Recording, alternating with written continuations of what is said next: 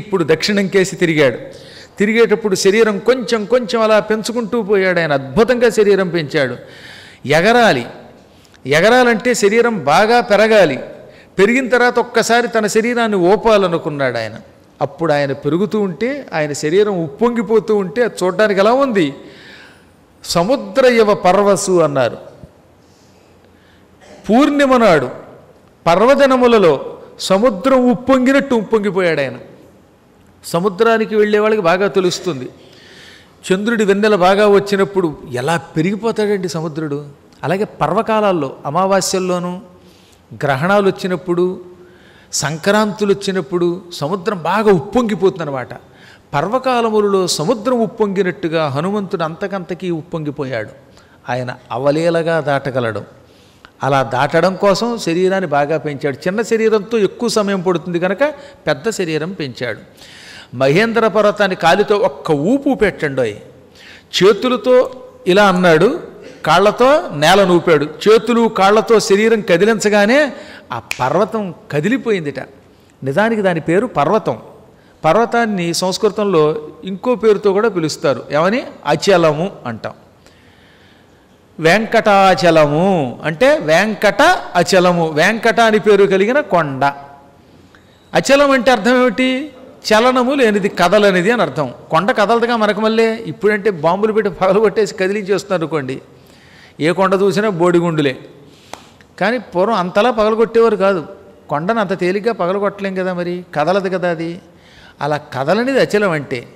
కానీ దాన్ని కదిలించేటిన సచచాలాచలశ్చాపి ముహూర్తం కపిపీడిత తరుణాం పుష్పితాగ్రాణాం సర్వం పుష్పమశాతయత్. అది నిజానికి కదలని కొండ.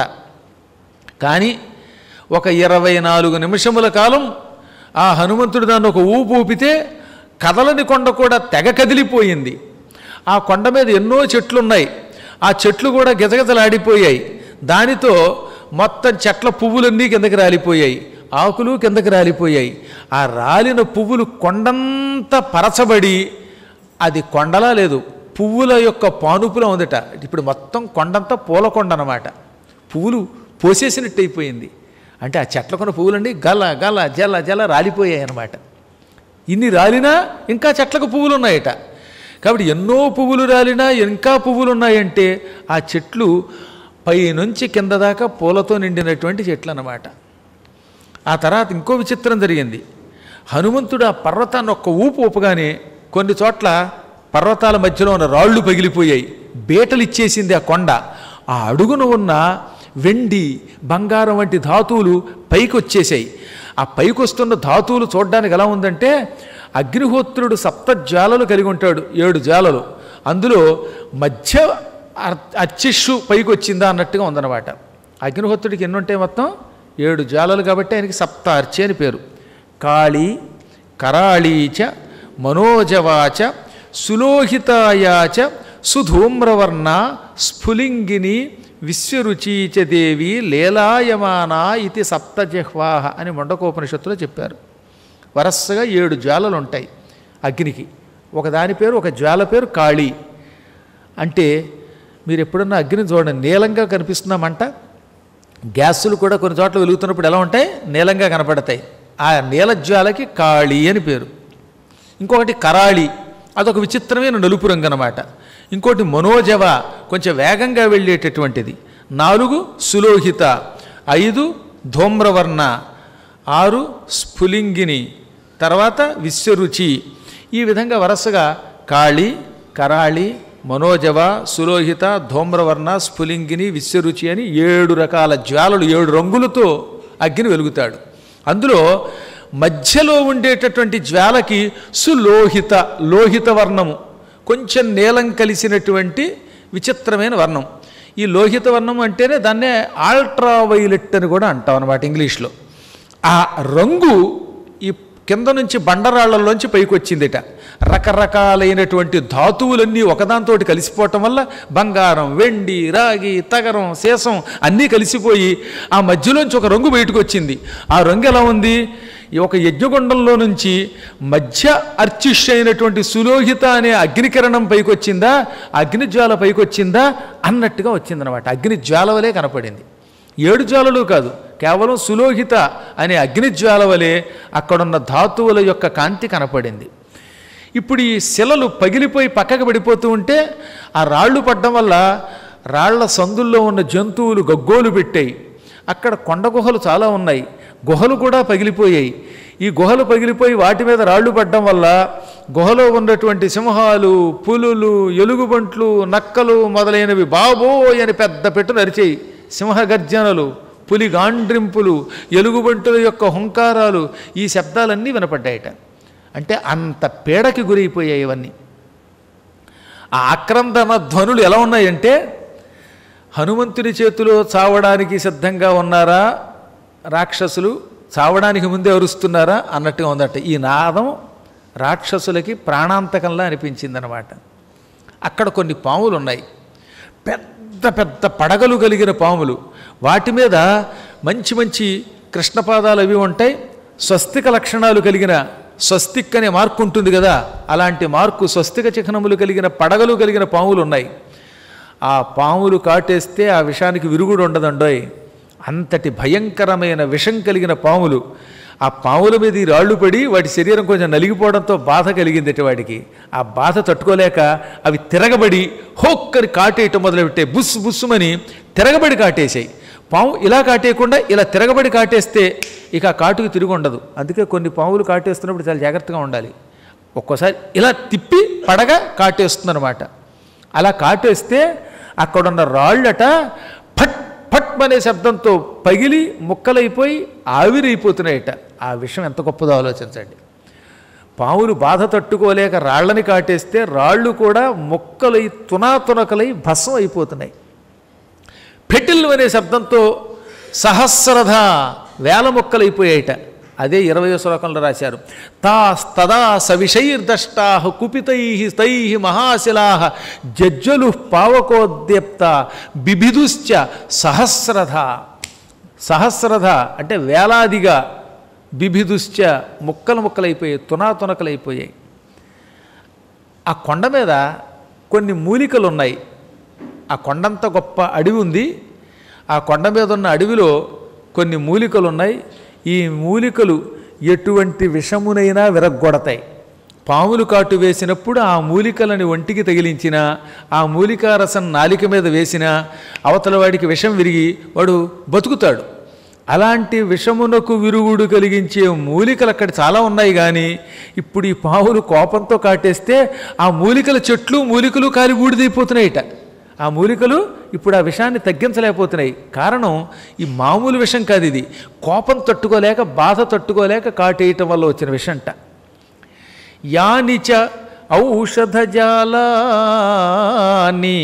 తస్మిన్ జాతాని పర్వతే విషఘ్నాన్యపి నాగానాం నసేకుహు శమితుం విషం. ఇప్పుడు ప్రస్తుతం ఆ మూలికలు విషాన్ని ఏమాత్రమూ ఆపలేకపోతున్నాయి. ఈలోపు అక్కడ విద్యాధరులు ఉన్నారని చెప్పుకున్నాం కదా, దేవతలు చాలామంది ఉన్నారు, అందులో ప్రత్యేకంగా విద్యాధరులు ఉన్నారు. వాళ్ళంతా పాపం అక్కడ డేరాలు, శిబిరాలు వేసుకుని ఆ శిబిరాల్లో భార్యలతో హాయిగా ఏదో పండగ గడుపుకుందామని వచ్చారన్నమాట. అప్పుడప్పుడు హనీమూన్కి వెడుతూ ఉంటారే కొత్త దంపతులు, అలా ఈ మహేంద్ర పర్వతానికి విద్యాధర దంపతులు వచ్చారు. భార్యలు, భర్తలు అందరూ కలిసి అక్కడ శిబిరములు వేసుకుని విహరిస్తున్నారట. వాళ్ళ దగ్గర అన్ని బంగారపు పాత్రలే, పెద్ద పెద్ద బంగారపు గిన్నెలు. ఆ గిన్నెల్లో కొన్నింటిలో మద్యం పోసుకున్నారు, కొన్నింట్లో మాంసాలు పెట్టుకున్నారు, కొన్నింట్లో పిండి వంటలు పెట్టుకున్నారు. ఇవన్నీ అక్కడ పెట్టుకుని హాయిగా భార్యలతో కబుర్లు చెప్పుకుంటూ కులాసాగా తాగుతూ తింటూ పేలుకుంటూ ఉన్నారు. ఇంతలో హనుమంతుడు కొండ ఊపడంతో కొండంతా కదిలిపోయింది, రాళ్ళు పడిపోతున్నాయి, గుహలు విరిగిపోతున్నాయి. దాంతో వణిగిపోయారు వాళ్ళు. భిద్యతే యంగిరిర్భూతైరితి మత్వా తపస్వినః త్రస్తాః విద్యాధరాస్తస్మాదుత్పేతుం స్త్రీగణైః సహ. ఈ కొండకేదో వచ్చిందిరా బాబు, కొండ పగిలిపోతోంది, ఇక్కడుంటే మనం నశించిపోతామని కంగారు పడి భయపడి ఆ విద్యాధరులు తమ భార్యలతో పాటు రివన పైకి ఎగిరిపోయారు. వాళ్ళు దేవతలు గనక ఆకాశంలోకి ఎగిరిపోయారు. స్త్రీగణైః సహ అంటే భార్యలతో సైతంగా పైకి ఎగిరిపోయారు. ఈ పైకి ఎగిరిపోవడంలో కింద వస్తువుల్ని పట్టించుకోలేదు, వదిలేశారు. మామూలుగానే ఈ మధ్యకాలంలో ప్రజలకి మతిమరుపు వచ్చింది. వాళ్ళ ఫోన్ అక్కడ కిటికీలో పెట్టి వాడు వెళ్ళిపోతాడు. కాసేపు నాకు నా ఫోన్ ఏది అంటాడు. కానీ వాళ్ళు అలాగా మతిమరుపుతో వదలలేదు ఉండవు ఈ వస్తువులు. కొండ పగిలిపోతుంటే, గుడిసెలు పగిలిపోతూ ఉంటే, వీళ్ళు తాత్కాలికంగా వేసుకున్న శిబిరములు కూలిపోతూ ఉంటే, ఇప్పుడు ఈ సామాన్లన్నీ సర్దుకుని పైకి ఎగిరేలోపు మనం చచ్చిపోతామేమో, సామాను సంగతి దేవుడరుగు, ఈ సామాను ఉంటే చాలు అనుకుని పైకి ఎగిరిపోయారు. కంగారు వల్ల పైకి లేచిపోయారు. రైలుకి యాక్సిడెంట్ అయినప్పుడు కాలిపోతూ ఉంటే అందులోంచి మనం టిక్కెట్లు ఆధార్ కార్డులు వెతుక్కుంటామా? ప్రాణం దక్కితే చాలని దూకి పారిపోం. అలాగే వీళ్ళంతా రివ్వున పైకి లేచారు. ఆ లేచిపోవడం వల్ల కింద ఏమైపోయింది, వాళ్ళు తెచ్చుకున్నటువంటి బంగారపు గిన్నెలు, కరకాముశ్చ, కరకములు అంటే చెంబులు అనమాట, కమండలం, ఒక ముక్కలో చెప్పాలంటే కమండలాలు, అవన్నీ హిరణ్మయాన్, పూర్తిగా బంగారంట. అవన్నీ అక్కడే వదిలేశారు. అవన్నీ పగిలిన కొండల లోపలికి వెళ్ళిపోయాట. ఇప్పటికీ మహేంద్ర పర్వతంలో చెంబులు ఉన్నాయి, బంగారపు చెంబులు, కంచాలు, పెద్ద పెద్ద బిందులు గిన్నెలు ఉన్నాయి. ఇవి వెళ్ళి వెతుక్కోండి. కానీ అది ఎక్కడుందో నాకు తెలియదు, మీకు తెలియదు. తెలిస్తే నేను మీకు చెప్పకుండా వెళ్ళేవాడిని. అయినా మీ మీద అభిమానంతో మిమ్మల్ని కూడా తీసుకెళ్ళడానికి ప్రయత్నిస్తాను అనుకోండి, చెప్తాను. చాలా అద్భుతమైన మహేంద్ర పర్వతం ఎప్పటికి కూడా దక్షిణంలో రామేశ్వరం దగ్గర ఉంది. వెతికితే మనకి దొరుకుతుంది అక్కడ. కాకపోతే కొండ ఉంది కానీ కొండ కింద ఎక్కడున్నాయో కనపట్లేదట. చాలామంది సుందరకాండం విన్నాక గురువుగారికి చెబితే వెళ్ళారికి వాటా ఇవ్వాలేమోనని నాకు చెప్పకుండా వెళ్ళారు. ఆ కొండ మీద వెతికారు. రాళ్ళు కనపడ్డాయి కానీ ఈ సామాన్లు కనపడలేదు. పెద్ద పెద్ద బిందులు ఇవన్నీ ఎక్కడికో అగాధానికి వెళ్ళిపోయాయి. ఇప్పుడు అవన్నీ ఎక్కడ వెతుకుతామండి? వెతకలేము. అవన్నీ అక్కడే వదిలేశారట పాప వాళ్ళు. అన్నీ పూర్తిగా బంగారమే అన్నారు, వెండి కూడా లేదట. పైగా బంగారపు కంచాలు కూడా ఉన్నాయట అక్కడ. భాజనం అంటే భోజనాలు చేయడానికి పనికొచ్చే ఆ గిన్నెలు, కంచాలు, వాటిని భాజనములు అంటారు. భాజనం అంటే అన్నములు తినడానికి పెట్టుకునే పాత్ర అన్నమాట. అవన్నీ కూడా అక్కడే ఉండిపోయాయి. పైగా అందులో లేఖ్యాలు అంటే నాక్కునేవి అని నాక్కుంటారే, చేతిలో వేసుకుని తేనె, పచ్చళ్ళు ఇలాంటివి అన్నమాట. అటువంటి రసాలు అవి అక్కడ వదిలేశారు. ఇంకా అవి కాకుండా మంచి రుచికరములైన భక్ష్యాన్, తినే భక్ష్యాలు ఉన్నాయి. అప్పాలు, గారెలు, బూరెలు అవన్నీ ఉన్నాయట. మాంసాని వివిధాని రకరకాల మాంసాలు కూడా ఉన్నాయటండోయ్.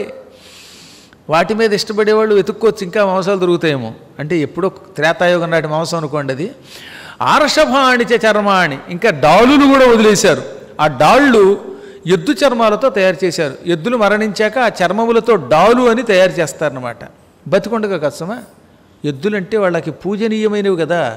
తమంత తాము శరీరం విడిచిపెట్టినటువంటి ఈ గేదె చర్మాలు, ఎద్దు చర్మాలు, ఇటువంటి చర్మములతో డాలులు తయారు చేసేవారు. ఆ డాళ్ళు వదిలేశారు. ఖడ్గామశ్చ కనకత్సరూన్, పెద్ద పెద్ద కత్తులు, వాటి పిడి, ఆ పట్టుకోవడానికి పనికొచ్చే పిడి పూర్తిగా బంగారంతో నిండి ఉన్నది. అటువంటివన్నీ వదిలేశారట. ఈ పైకి లేచినటువంటి విద్యాధరులు వాళ్ళ భార్యలు ఎలా ఉన్నారు? మెడనిండా బంగారపు గొలుసులు, సువాసనిచ్చే పూలదండలు ధరించారు. ఒళ్ళంతా ఎర్రచందనం పూసుకున్నారటండోయ్. రక్త మాల్య అనులేపనాహ, ఎర్రని పువ్వుల దండలు, మాల్యములు అంటే దండలు, ఎర్ర పూల దండలు, అనులేపనములు అంటే చందనాలు అన్నమాట. ఎర్ర చందనం ఉందే, రక్త చందనం అది పూసుకున్నారు. అప్పట్లో ఈ స్మగ్లర్లు ఇంతలాగా శేషాచలం కొండల్లో పడి వాటిని నాశనం చేసేవారు కాదు. అందుకని వాళ్లే వచ్చి అరగ తీసుకుని ఆ చందనం పూసుకునేవారట పాపం. ఇక కళ్ళు ఎర్రబడిపోయేట వాళ్ళకి. రక్తాక్ష, కొంచెం తాగిన మైకం, దానితోటి భయం, ఈ అన్ని కారణముల చేత. అంటే నేనంటే కొంచెం గోరు గుచ్చుకున్నానండి నిద్దట్లో, అందువల్ల ఈ కన్ను కొంచెం ఎర్రబడింది, కానీ కన్ను ఎర్ర చేయలేదు మీ మీద. ఈ కళ్ళన్నీ ఎర్రబడ్డాయట వాళ్ళకి తాగుడు వల్ల. పుష్కరాక్షాశ, కొందరి కళ్ళు తామర పువ్వుల్లో ఉన్నాయట. వీళ్ళంతా ఆకాశంలో కనపడ్డారు. ఆ ఎగురుతున్నప్పుడు ఆడవాళ్ళ కాళ్ళకి ఉన్న నూపురాలు ఉంటాయి కదా, అవన్నీ గల్లు గల్లు అంటున్నాయి. నేల మీద నడవడమే కాక పైకి ఎగురుతున్నప్పుడు కూడా వాళ్ళ కాళ్ళ గజ్జలు శబ్దాలు చేశాయి. అలా గజ్జలు శబ్దములు చేస్తున్న భార్యలతో ఆకాశంలో నిలబడి ఏమయ్యింది కొండకి అని కిందకు చూశారు వాళ్ళు. కిందకు చూస్తే మహాకళేబరంతో ఉన్న హనుమంతుడు కనబడ్డాడు. ఆ హనుమంతుడు చూచి కుతూహలంతో ఎవరైనా అనుకున్నారట. అప్పుడు పక్కనే కొంతమంది ఋషులు ఉన్నారు, సిద్ధులు ఉన్నారు, చారుణులు ఉన్నారు. వాళ్ళంతా ఈ విద్యాధరులు పైకి లేచిపోయారని చెప్పారు కదా, వాళ్ళ కేసు చూసి ఈయన ఎవరనుకుంటున్నారా, ఏష పర్వత సంకాశ హనుమాన్ మారుతాత్మజ తితీర్షతి మహావేగ సముద్రం మకరాలయం. ఇతడే హనుమంతుడు. పర్వతం వంటి శరీరం కలిగిన ఈయన పర్వతం మీద కదులుతూ ఉంటే పర్వతం అంతా కదిలిపోయింది. ఈయన వాయుపుత్రుడు. మొసళ్ళకి, చేపలకి, తిమింగలాలకి నిలయమైన ఈ మహాసముద్రాన్ని ఆకాశ మార్గంలో లంఘించడానికి వెడుతున్నాడు. ఆకాశంలో ఎగురుతూ ఈ సముద్రం దాటడానికి సిద్ధపడుతున్నాడు. అలా సిద్ధపడుతూ కాళ్లతో ఊపితే మీకు ఇంత కష్టం వచ్చింది. ఇతడు ఈ పని తన కోసం చేయటం లేదు. తన కోసం అనవసరంగా కొండని కదిపితే అది అన్యాయం. తన కోసం కొండరాళ్ళు పగలగొట్టడం, ఇతరుల యొక్క గుడిసెలు పడగొట్టడం, కొన్ని జంతువులకి బాధ కలిగించడం అది అన్యాయమే. కానీ ఇతడు లోకోపకారం కోసం చేస్తున్నాడు ఈ పని. దేవతలు ఇతడు చేసే పని వల్ల సుఖపడతారు. ఒక్క దేవతలే కాదు, మానవులు, సకల జాతుల వాళ్ళు, వానర జాతుల వాళ్ళు అందరూ సంతోషిస్తారు. ఈతడు చేస్తున్న పని రామార్థం వానరార్థంచ చికీర్షం కర్మ దుష్కరం సముద్రస్య పరంపారం దుష్ప్రాపం ప్రాప్తుమిచ్చతి. రాముడి కోసం, వానరుల కోసం భయంకరమైన ఈ కార్యక్రమం చేయడానికి సిద్ధపడ్డాడు. ఈ పని నిజంగా కష్టమైన పనే, ఇది భయంకరమైన పనే. ఈ పనిని కేవలం రాముడి కోసం, వానరుల కోసం చేస్తున్నాడు ఆయన. ఈ భయంకర సముద్రాన్ని లంఘించి అవతలకు వెళ్ళడానికి ప్రయత్నిస్తున్నాడు అనగానే ఆనందపడిపోయారు విద్యాధరులు. మహాత్ములారా, మీ వాక్కులు సాటిలేని వాక్కులు, మంచి మాటలు. కొండ పగలడం కాదు, రావణాసురుడి కొండ పగలబోతోందని అర్థమైంది. కొండ పగలడం అంటే మీకు చెప్పక్కర్లా, ఎవడన్నా పోయినప్పుడు కొండ పగల కొడతారు. కొండే కాదు, ఈ మధ్యన పాపం కోళ్ళు కూడా చచ్చిపోతున్నాయి. ఓ శవాన్ని ఈడ్చికెడుతున్నప్పుడు శవంతో పాటు కోడిని కూడా ఈ తలకిందులుగా వెళ్ళాడగట్టారు. ఇదేంట్రా అన్న, నేను కంగారడి. అదంతేనండి వాళ్ళ ఆచారం, అంటే కోడి కోసేస్తారండి అన్నారు. చచ్చినవాడు ఎలాగో తెచ్చాడు, వాడితో పాటు ఈ కోడి కూడా పోతుంది పాపం మధ్యలో. అలాగా ఈ రావణాసురుడి కొండ పగలగొట్టడానికే ఈ కొండ పగులుతోందనుకుని ఆనందపడిపోయారట. మనకేముంది, కాస్త బంగారం నష్టం, మనం దేవతలం బోయలేడంత బంగారం తెచ్చుకుంటాం. బంగారం లాంటి పని మీద పెడుతున్నాడు ఈయన, కాబట్టి దిక్కుమాల బంగారం గురించి ఆలోచించొద్దు అని, నాయనా నీ పని బంగారంలో అవుగాక అని దీవించారు వాళ్ళు. అప్పుడు హనుమంతుడు ఒక్కసారి ఒంటి మీద ఉన్న రోమాలు ఇలా విదిల్చేట. దుధువేచస రోమాణి, ఆయన ఒళ్ళంతా రోమాలు కదా, ఆ వెంట్రుకలు శరీరం పెంచే కొద్దీ బాగా పొడుగ్గా పెరిగాయి. ఆ వెంట్రుకలు అని ఒకసారి ఇలా జాడించాడనమాట, విదిలించాడు. తర్వాత హుమ్మని ఒక అరుపరిచాడు. ఆ అరుప ననాద సుమహానాదం సుమహానివతోయద.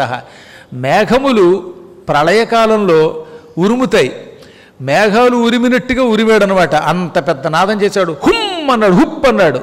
మామూలు కోతులు హుప్ అంటేనే కంగారు పడతాం. హనుమంతుడు మహోత్సాహంతో ఒక్క అరుపరిస్తే ప్రళయకాల మేఘ గర్జన వలె ఉందన్నారు అది. అప్పుడు ఆయన తోక అలా పైకెత్తాడు. అదెలా ఉంది, హనుమంతుడి యొక్క తోకట గరుత్మంతుడు పెద్ద పావుని పట్టుకుని ఎత్తుకుపోతున్నట్టుగా ఉందట. ఆ తోక సర్పంలో ఉందన్నమాట. సర్పం యొక్క పడగలాగా ఆ తోక వెనక భాగం కుచ్చు కనపడుతోంది. బహుశా గరుత్మంతుడు వచ్చి ఓ మహాసర్పాన్ని ఎగరేసుకుపోతున్నాడా అన్నట్టుగా హనుమంతుని తోక కనపడింది. అప్పుడు ఆయన బాహూ సంస్తంభయామాస మహాపరిఘ సన్నిభో, పెద్ద పెద్ద ఇనప గడియల్లాగా ఆయన చేతులు ఉన్నాయి. ఆ చేతులు ఇలా పైకెత్తాడు, స్తంభింపజేశాడు. ఒక్కసారి చేతులు అని ఊపాడు, పైకెత్తాడు. అప్పుడు ఆయన ఒక్కొక్క చెయ్యి ఒక్కొక్క ఇనప గడియలా ఉన్నదన్నమాట. ఆ తర్వాత హుమ్మని గాలి పీల్చుకున్నాడు. ఆయన లోపలికి గాలి పీల్చుకున్నాడు, దాన్ని బిగబట్టాడు, పూరించాడు, కుంభకం కూడా చేశాడు. ఇంకా బయటికి మాత్రం ఇంకా విడిచిపెట్టలేదు. కాళ్ళు రెండూ దగ్గరికి చేర్చాడు. ఒక యోగి ఎలా అయితే గాలి లోపలికి తీసుకుంటాడో అలా తీసుకున్నాడు అన్నమాట. పరిగెత్తే ముందు హుమ్మని ఒకసారి గాలి పీల్చుకుంటారు కదా, తాడు లాగుడు పోటీల్లో చూసారా మీరు ఎప్పుడన్నా? తాడు లాగాలంటే వాళ్ళు లాగుతారు, వీళ్ళు లాగుతారు. ఓ తాడు పట్టుకుని కొంతమంది అటు కొంతమంది ఇటు పట్టుకున్నప్పుడు కాలు నేల మీద గట్టిగా నిగడదని గాలి పీల్చుకుని లాగుతాం కదా, అలా ఈయన కూడా ఒక్కసారి గాలి పీల్చుకున్నాడు అనమాట. రెండు కాళ్ళు ఇలా తాటించాడు, రెండు కాళ్ళు ఒకదానికోటి ఠుమ్ అని తగిలించుకున్నాడు. ఎదురుగుండా ఉన్న మార్గాన్ని చూచాడు. అప్పుడు ఆయన రెండు కాళ్ళు దృఢంగా ఉన్నాయి. చెవులు పైకి రిక్కించాడు. చెవులు పక్కకున్న చెవులు పైకి లేచాయి అన్నమాట, టిక్కన పైకి లేచాయి. ఆ ఎగిరే ముందు వానరులకు సందేశం ఇవ్వాలి. టక్కన ఎగిరిపోవడం కాదు, వాళ్ళకి ఏదో మాట చెప్పాలి కదా, చెప్పకుండా వెళ్ళిపోతే ఇదేమిటి హనుమంతుడు ఎక్కడికి వెడుతున్నాడో తెలియదు, మళ్ళీ ఎప్పుడు వస్తాడో తెలియదు, మాట మంతి లేదు, ఓ మెసేజ్ లేదు అనుకుంటారు వాళ్ళు. అందుకని ఆ ఎగిరే ముందు ఒక్కసారి వానరుల కేసు చూసేట. ఈయనేమో అంత శరీరం పెంచడం వల్ల కిందున్న వానరులంతా ఇంతింతి పిల్లకోతుల్లో ఉన్నారు. ఈ హనుమంతుడి కళ్ళకి వాళ్ళు సూర్యచంద్రుల్లా పెరిగిపోయినటువంటి ఆ కనుగుడ్లకి బుల్లి కోతి పిల్లల్లా కనపడ్డారటండో వాళ్ళు. ఈయన అరుస్తూ ఉంటే అరుపులకి వాళ్ళ చెవులు దద్దరిల్లాయి. నిజానికి వాళ్ళు బలవంతులే, కానీ ఈయన శరీరం పెంచటం వల్ల ఇప్పుడు వాళ్ళు చిన్నవాళ్ళు అయిపోయారన్నమాట. వాళ్ళతో ఏమన్నాడు, వానరాన్ వానరశ్రేష్ఠ ఇదం వచనమబ్రవీత్ యథా రాఘవ నిర్ముక్త శరస్వసన విక్రమ గచ్చే తద్వద్గమిష్యామి లంకాం రావణ పాలితాం నహి ద్రక్ష్యామి యది తాం లంకాయాం జనకాత్మజాం అనేనైవ హి వేగేన గమిష్యామి సురాలయం యది వా త్రిదివే సీతాం నద్రక్ష్యామి కృతశ్రమ బద్ధ్వా రాక్షసరాజానమానయిష్యామి రావణం ఆనయిష్యామి వా లంకాం సముత్పాట్య సరావణాం సర్వథా కృతకార్యోహమేష్యామి సహ సీతయా. ఇది ఆయన చెప్పిన సందేశం. ఈ వానరశ్రేష్ఠుడు హనుమంతుడు వానరులతో ఇలా అన్నాడు, వానరులారా, రామచంద్రుడు తన ధనుస్సుకి బాణం ఎక్కుపెట్టి విడిస్తే ఆ బాణం ఎలా విడుతుందో అలా నేను లంకా నగరానికి వెడతాను. అంటే తనను తాను దేంతో పోల్చుకున్నాడు, రామబాణంతో పోల్చుకున్నాడు. నేను రామబాణం వంటివాడిని. రామబాణం విడిగా ఏ పని చెయ్యదు. ఇప్పుడు బాణం అమ్ముల పొదిలో ఉంటే అది పుల్లే, రాముడు ఎక్కువ పెడితే కదా వెళ్ళి పని చేసి పెడుతుంది. రాముడు ఎక్కువ పెట్టకపోతే విడిచిపెట్టకపోతే రామబాణం అలా పడుండే ఒక పుల్ల లాంటిది. నేను కూడా రాముడు చెప్పకపోతే పుల్లలా పడుంటాను. ఇప్పుడు రాముడి పని గనక రాముడు విడిచిపెట్టిన బాణంలా పెడతాను. రామబాణం లక్షణం ఏంటి, ఒక్కసారి వేస్తే మధ్యలో ఎక్కడా ఆగదు, అలా వెళ్ళి లక్ష్యం ఛేదిస్తుంది. అలాగే నేను కూడా ఎక్కడ ఆగను అని చెప్పడానికి మాట వాడాడు. రామబాణము వలె వెడతాను అంటే నేను మధ్యలో ఆగను అని చెప్పకుండా చెప్పాడనమాట. అలా లంకా నగరానికి వెడతాను. లంకా నగరంలో అణువణువు సీతాదేవి కోసం వెతుకుతాను. అక్కడ సీతని బాగా అన్వేషిస్తాను. కనపడిందా సరే, సీత కనపడకపోతే ఏడుస్తూ అక్కడ కూర్చోకుండా అనేనైవ హి వేగేన, అదే వేగంతో, వేగం తగ్గించకుండా గమిష్యామి సురాలయం, స్వర్గానికి వెడతాను. స్వర్గంలో కూడా సీతాదేవి కోసం గాలిస్తాను. ఏమో రావణుడు దేవతల దగ్గర రహస్యంగా సీతని దాచాడేమో. దేవతలంతా కూడా రావణుడు అంటే భయపడతారు గనక రావణుడు దేవతల్ని భయపెట్టి అక్కడ దాచాడేమో తెలియదు. అందుకని అక్కడికి కూడా పెడతాను. సీత కోసం సురాలయమంతా స్వర్గమంతా అన్వేషిస్తాను, గాలిస్తాను, వెతుకుతాను. అక్కడ సీత కనపడకపోతే మళ్ళీ అదే వేగంతో లంకా నగరానికి వస్తాను.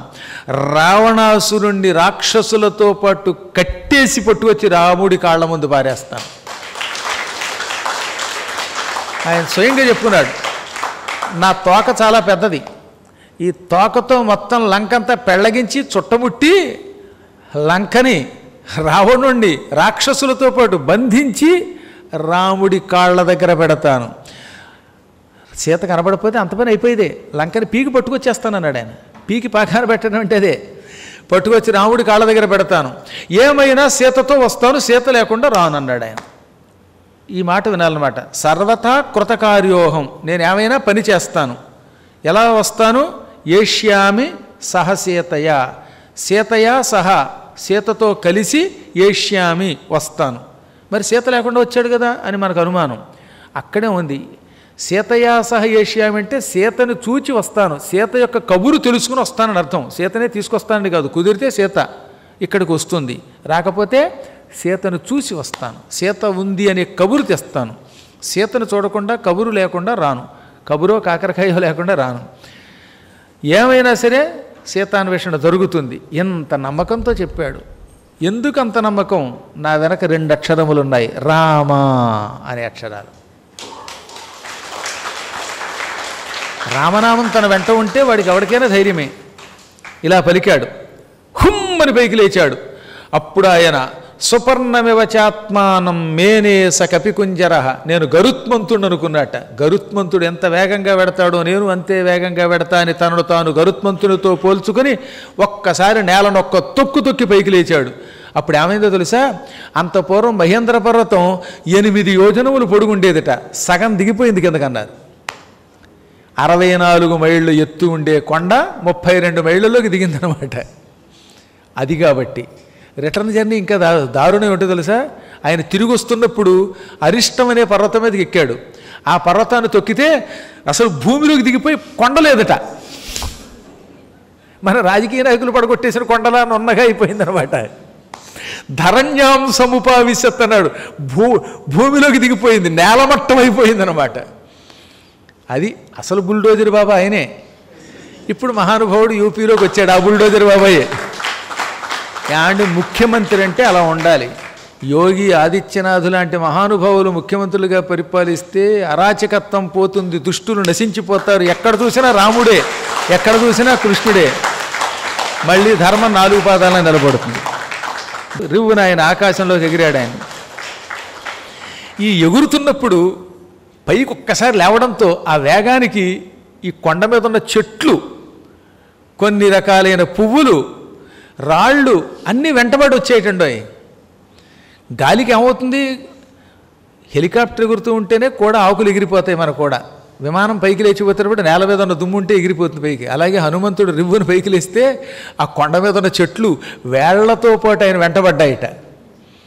హనుమంతుడు ఎగురుతుంటే వెనకాతల చెట్లు వస్తున్నాయి ఆ గాలికి. అది చూడడానికి ఎలా ఉందిట? ప్రస్థితం దీర్ఘమధ్వానం స్వబంధుమివ బాంధవాహ. మన ఇంటికి ఓ బంధువు వచ్చాడు. ఆ బంధువు కొద్ది రోజులు మన ఇంట్లో ఉన్నాడు. ఆయన మనకి బాగా కావలసిన వాడు అనుకుందాం, ఇష్టబంధువు అనుకుందాం. ఆ తర్వాత ఏం చేస్తాం మనం? ఆయన వెళ్ళిపోతున్నప్పుడు ఇంట్లోంచి బయటకు వచ్చి వీధి దాకా వచ్చి వీడుకోలిచ్చి వెనక్కి వస్తాం. పూర్వకాలంలో అయితే సందు చివరిదాకా వచ్చేవారు. ఇప్పుడు గుమ్మం ముందే కారు ఎక్కి వస్తున్నారు కనుక కొంపలోంచి కూడా బయటికి రాకుండా పైనుంచి ఎటాటా చెప్పేస్తున్నాం. కానీ పూర్వం వీధి చివరిదాకా వచ్చి సాగనంపేవారు. వెళ్ళిపోతున్న బంధువుని బంధువులంతా కలిసి వీడుకోలిచ్చినట్లుగా హనుమంతుని వెనక చెట్లు వస్తున్నాయట. హనుమంతుడు బంధువుట, వీళ్ళంతా ఆయన బంధువులట. హనుమ నీతో పాటు వీధి చివరిదాకా వస్తాం అన్నట్టుగా చెట్లు కూడా వస్తున్నాయి. అప్పుడు ఈ కొండతో పాటు పైకి లేచిపోయిన చెట్ల పువ్వులు కొన్ని హనుమంతుడి వీపు మీద ఉన్నాయి. హనుమంతుడు ఇలా ఎగురుతూ ఉంటే ముందు పైకి లేచాడు, ఆ తర్వాత మళ్ళీ యథాప్రకారంగా ముందుకు వాలాడు. అప్పుడు ఆయన మీద కొన్ని పువ్వులు పడ్డాయి. ఆ పువ్వులు చూస్తే పువ్వులతో ఉన్నటువంటి పల్లకి ఎగురుతున్నట్టుగా కనపడుతున్నది. ఇంకా కొంతకాలం ఎగిరాడు. ఆ ఎగురుతున్నప్పుడు హఠాత్తుగా చెట్లు పైకి లేచిపోయాయి. ఇలా వాలిపోతున్న చెట్లు నిలబడ్డాయి. ఆ నిలబడిన చెట్లు యొక్క కొమ్మలు ఎలా ఉన్నాయట? ఒక మహారాజు గారు ముందు ఎడుతున్నాడు. ఆయన సేనలకి సేనాపతి. ఆ సేనాపతి వెనకాతలు గొడుగులు పడుతున్న సైనికుల్లో ఉన్నాయట చెట్లు. సైన్యాయవ మహీపతిం అన్నారు. మహారాజు వెంట సైనికుల్లో వెళ్ళారట. ఆ సమయంలో హనుమంతుని వీపంతా పువ్వులు పడ్డాయి కదా. అప్పుడు ఆయన హనుమాన్ పర్వతాకారో బభూవ అద్భుత దర్శన. పువ్వుల కొండవలే హనుమంతుడు పర్వతాకారంతో ఎగురుతూ ఉంటే దర్శనమిచ్చాడు. ఆయన వీపంతా పువ్వులు అవ్వటం వల్ల ఒక పువ్వుల కొండ ఆకాశంలో ఎగిరిపోతుంది అన్నట్టుగా ఉన్నాడట. కొంత దూరం ఎగిరాక ఎగిరేటప్పుడున్నంత గాలి, ప్రారంభంలో ఉన్న గాలి క్రమక్రమంగా తగ్గుతుంది. అందువల్ల గాలి తగ్గడం వల్ల, ఆ వేగం తగ్గడం వల్ల చెట్లన్నీ ఆయనతో కొంత దూరం సుడిగాలిలో తిరిగినట్టు తిరిగి తిరిగి అక్కడి నుంచి ఢామ్ ఢామ్ అని నీళ్లలో పడిపోయాయి. అవి ఎలా ఉన్నాయి? భయాదివ మహేంద్రస్య పర్వతావరుణాలయే. పూర్వం ఇంద్రుడు పర్వతాల వెంటబడ్డాడు. ఆ పర్వతాలు ఇంద్రుడిని చూసి భయపడి సముద్రంలో దూకేట. ఇంద్రుడి భయానికి సముద్రంలో దూకిన పర్వతాల్లాగా ఇంటికి వచ్చిన వాడికి వీడుకోలిచ్చి వెనక్కి తిరిగిపోతున్న బంధువుల్లాగా ఈ చెట్లన్నీ ఢామ్ ఢామ్ అని నీళ్లలో పడిపోవడం మొదలెట్టాయి. ఈ పడిపోతున్నప్పుడు ఈ కొమ్మల పువ్వులన్నీ సముద్రంలో తేలిపోయాయి. సముద్రం అంతా ఇప్పుడు పువ్వులతో నిండిపోయింది. అదెలా ఉంది? ఓరి బాబోయ్, సముద్రం అంతా పువ్వులతో ఎవరో నింపేశారు, దేవతలు పూలవర్షం కురిపించి సముద్రం అంతా పూల సముద్రంగా మార్చారా అన్నట్టుగా ఉన్నదట. ఏ వేపు చూచినా సర్వం పుష్పం శాతయత్, అన్ని పువ్వులే. ఇప్పుడు హనుమంతుడు ఇంకా వేగంగా ఎగురుతున్నప్పుడు, ఆ ఎగురుతున్నప్పుడు అది చూడ్డానికి ఎలా ఉంది? పైనేమో హనుమంతుడు, కిందేమో సముద్రం, సముద్రంలో పువ్వులు. హనుమంతుడి పైన ఆకాశంలో ఓ తోక చుక్కలా ఎగురుతున్నాడు. కింద సముద్రంలో ఉన్న పువ్వులన్నీ ఆకాశంలో నక్షత్రాల్లా కనబడ్డాయి. అంటే ఆకాశం కిందకు వచ్చేసిందేమో, హనుమంతుడి దెబ్బకి నక్షత్రాలు కిందకు వచ్చాయేమో అన్నట్టుగా పువ్వులు చుక్కల్లా కనబడుతున్నాయి అన్నమాట. పువ్వులే చుక్కలుగా కనపడుతూ సముద్రం కాసేపు ఆకాశంలా కనపడింది. ఇంకా విచిత్రం ఏమిటో తెలిసిన, హనుమంతుడు మహావేగంతో ఎగురుతూ ఉంటే ఈ గాలికి సముద్రం పైకి లేచిపోయింది. ఇటుపక్కకి రెండు పక్కలకి లేచిపోయింది. ఆ లేచిపోతున్న సముద్రం, ఆ గాలి ఎంత వేగం అంటే మీరు ఎప్పుడో చూసే ఉంటారు చూడండి, పడవలు వేగంగా పెడుతున్నప్పుడు కూడా సముద్రంలో నీళ్ళ పైకి లేచిపోతూ ఉంటుంది. అటువంటిది హనుమంతుడి వేగానికి కుడివైపు ఎడంవైపు రెండు వైపుల నుంచి సముద్రం అలా పైకి లేచింది. ఆ సముద్రం పైకి లేస్తుంటే హనుమంతుడు ఎగురుతూ ఉంటే ఈ సముద్రం అంతా తాగి ఒక్క చుక్క నీరు లేకుండా ఎండగట్టేస్తాడేమో అన్నట్టుగా ఉందట. ఆకాశం అంతా తాగేస్తాడేమో, ఆకాశం అంత ఎత్తెగురుతూ సముద్రం తాగుతాడేమో అన్నట్టుగా ఉన్నాడు ఆయన. అప్పుడు ఆయన కళ్ళు ఎర్రగా మెరిసిపోతూ అగ్నిజ్వాలల్లో ఉన్నాయి. రెండు అగ్నిజ్వాలలు ఆయనకి కాగడాల వలె దర్శనమిస్తూ దారి చూపిస్తున్నట్టుగా ఆయన కళ్ళు కనపడుతున్నాయి. ఇక ఆయన తోక ఇంద్రధ్వజంలో ఉందిట. శక్రధ్వజ యువోచ్ఛ్రిత. ఇంద్రుడు రథంలో పెడుతూ ఉంటే పైన రెపరెపలాడుతూ జెండా కనపడుతుంది. ఆంజనేయ స్వామి వారి తోకల పైకి లేచింది, అది ఇంద్రధ్వజంలో ఉంది. ఇంద్రధ్వజం దక్షిణం దిక్కుకేసి వెళ్ళిందంటే హనుమంతునికి శుభం, వాడికి పతనం అన్నమాట. రావణాసురునికి పతనాన్ని సూచిస్తూ పెడుతోంది. సాధారణంగా ఎర్రగా ఉన్న కోతుల యొక్క పిర్రలు కూడా ఎర్రగా ఉంటాయి కదా, పిరుదులు కూడా. హనుమంతుడి యొక్క పిరుదులు ఎలా ఉన్నాయి అన్నారు, స్పిగ్దేశేన అభితామ్రేణ రరాజస మహాకపి. ఆయన రెండు పిరుదులు బాగా ఎర్రగా తోమినటువంటి రాగి పాత్రల్లో ఉన్నాయట, అంత ఎర్రగా ఉన్నాయి.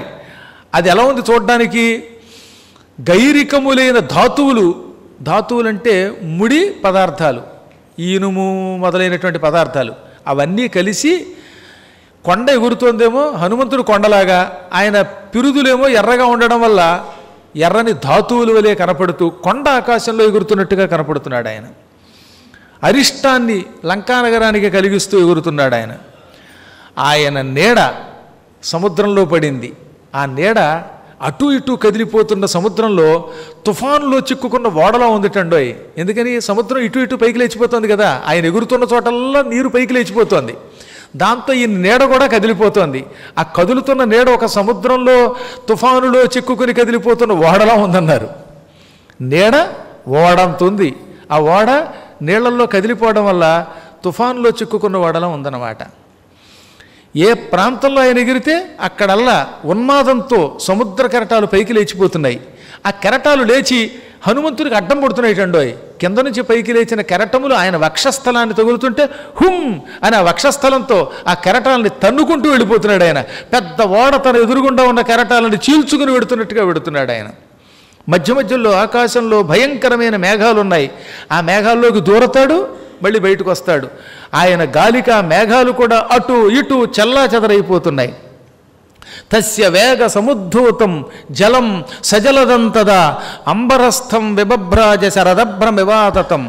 ఈ సముద్ర జలం పైకి లేచి మేఘాల్లో కలిసి కొన్ని చోట్ల మేఘాలతో పాటు మళ్ళీ కిందకి వర్షిస్తూ ఉంటే కొన్ని మేఘములు వర్షం కురుస్తున్నాయి, కొన్ని మేఘాలు శరత్కాల మేఘాలు, నీరు లేవు, కొన్ని మేఘాల్లోంచి నీరు వస్తుంది, కొన్ని మేఘాల్లోంచి రావటం లేదు అని ఆశ్చర్యపోతున్నారట చూస్తున్న వాళ్ళు. అంటే ఈ సముద్ర జలమే పైనుంచి కిందకు వస్తుంది కొన్ని చోట్ల రావడంలా. నీరు పడుతున్న చోట ఉన్న మేఘాలు వర్షాకాల మేఘాలు, నీరు పడని చోట ఉన్న మేఘాలు శరత్కాల మేఘాలు అన్నమాట. ఇప్పుడు ఇంకో విచిత్రం జరిగింది. సముద్రం ఇలా ఇటు పైకి లేచిపోవటం వల్ల కింద సముద్రం కిందంతా ఖాళీ అయిపోయింది, ఒక్క చుక్క నీరు లేదు. ఈ నీరిటు పైకి లేచింది, కిందంతా కటిక నేల కనపడుతోంది. ఆ నేల కింద చేపలు, తాబేళ్ళు, పెద్ద పెద్ద సర్పాలు ఇవన్నీ ఉన్నాయి. అవన్నీ ఎలా ఉన్నాయి, స్నానానికి వెళ్ళిన వాడి బట్టలు కొట్టుకుపోతే ఎలా ఉన్నాయో అలా ఉన్నారట. వస్త్రాపకర్షణే దేవ శరీరిణాం.